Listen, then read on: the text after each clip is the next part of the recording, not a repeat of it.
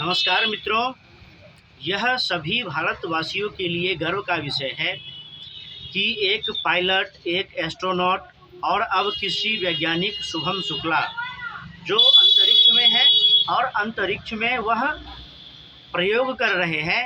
अंतरिक्ष में चने और मूंग का बीज को अंकुरित करके वह पौधा बन रहा है और उस पर शोध हो रहे हैं कि निम्न गुरुत्वाकर्षण में जब पौधा विकसित होता है तो उसमें किस प्रकार के भिन्न गुण होते हैं जो धरती पर पौधे उगते हैं उससे। तो कह सकते हैं कि भारत के लिए गर्व का विषय है। और जो कहते हैं कि कोई ब्राह्मण गया है अंतरिक्ष में और वह एक स्वघोषित आरक्षण है, तो उन लोगों को समझना चाहिए कि हर जगह आलोचना ही नहीं होता है, हर जगह विरोध ही नहीं होता है, हर जगह टांग खिंचाई ही नहीं होती है और हर जगह राजनीति नहीं करना चाहिए।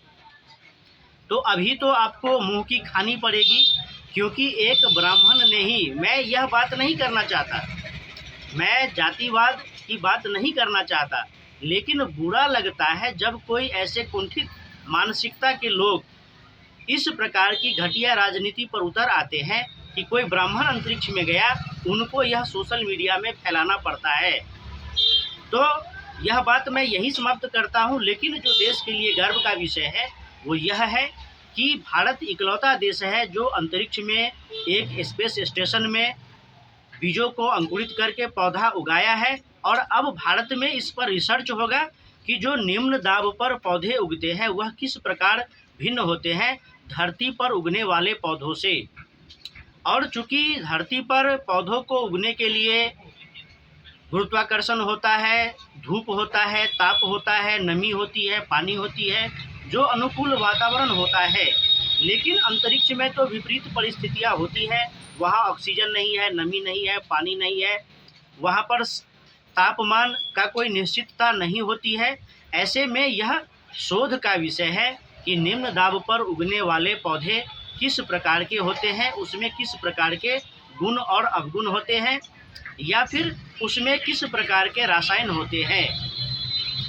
अंतरिक्ष के क्षेत्र में हम बहुत आगे निकल चुके हैं। हम चांद पर गए, मंगल पर भी गए, हमारे एस्ट्रोनॉट भी अंतरिक्ष में गए हैं और अब अंतरिक्ष में खेती भी हो रही है।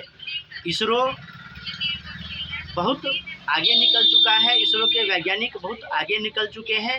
और हम सभी देशवासियों के लिए यह गर्व का विषय है कि अब भारत के वैज्ञानिक अंतरिक्ष में अनाज से पौधे उगा रहे हैं। और हो सकता है कि जब भारत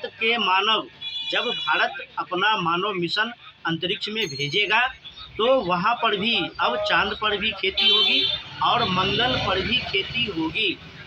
क्योंकि अगर अभी एक स्पेस स्टेशन में अनाज के पौधे उगाए जा सकते हैं तो चंद्रमा पर भी अनाज के पौधे उगाए जा सकते हैं, मंगल ग्रह पर भी अनाज के पौधे उगाए जा सकते हैं। और यह जो शुभम शुक्ला ने प्रयोग किया है, इस प्रयोग के आधार पर इसको आगे बढ़ाते हुए चंद्रमा पर भी ऐसे वातावरण, ऐसे प्रयोगशाला बनाए जाएंगे, मंगल पर भी ऐसे प्रयोगशाला बनाए जाएंगे कि जिससे वहाँ पर खेती की जा सके।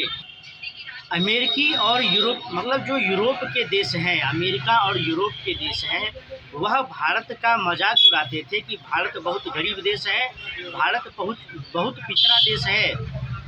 जबकि यूरोप के वैज्ञानिक भी मानते हैं, अमेरिका के वैज्ञानिक भी मानते हैं कि अरबों खरबों के जो मशीन बताते हैं कि चंद्र ग्रहण कब होगा, सूर्य ग्रहण कब होगा, कौन सा ग्रह का स्थिति क्या होगा, जो बड़े बड़े मशीन बताते हैं, उससे बहुत पहले भारत का पंचांग बता चुका है, बता देता है कि सूर्य ग्रहण कब होगा, बृहस्पति कहाँ होगा, शुक्र कहाँ होगा, चंद्रमा कहाँ होगा।